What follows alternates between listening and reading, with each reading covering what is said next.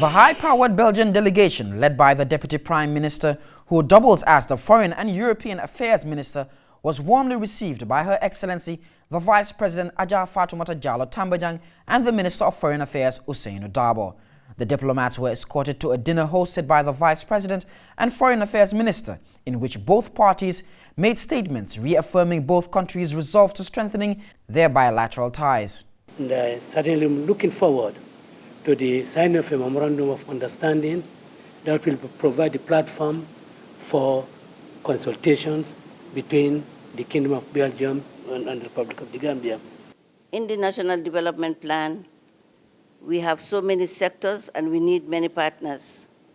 So we will be going in and out, and our partners would also be invited to come in and out as they help us to support the efforts of the government. So first of all, I want to say that, of course, it's very important to us to be here because we are sure that it's possible to change the way for the Gambia and for the people of the Gambia and certainly for the young people in the Gambia. On Friday, the Deputy Prime Minister Raynders discussed transitional justice with the Minister of Justice Abubakar Tambadou.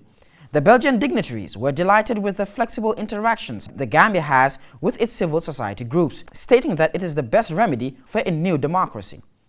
The Justice Minister mentioned that the Gambia is going through a critical healing process after alleged human rights violations in the past. Minister Tambadou said for reconciliation to take place, a fair judicial process must be observed. We discussed the issue of transitional justice in the Gambia and the ambitious constitutional, legal and institutional reforms that the government is embarked upon. And I am particularly pleased that the Deputy Prime Minister of Belgium was interested to know about our transitional justice process in the Gambia. Again, it shows the continued commitment of the Kingdom and Government of Belgium. After the period of 22 years with so many violations of the human rights, with a real dictator in the country, it's very important not only to be here just after the elections, but for a long period of time. And it's possible to sustain the process with, of course, some very concrete investment in infrastructure, education, healthcare and others, but also in the way to build new institutions, to build a new and to have a new constitution, but also to organize the transitional justice. The convoy was later escorted to the Banjul Ports Authority, where the staff and management received the delegates proceeding with a conducted tour of the harbour. The Deputy Managing Director made a brief presentation highlighting their achievements and challenges. The Managing Director, Abdoulaye Tambadou, noted that several companies from Belgium have been engaging the Gambia Ports Authority on capacity building programs.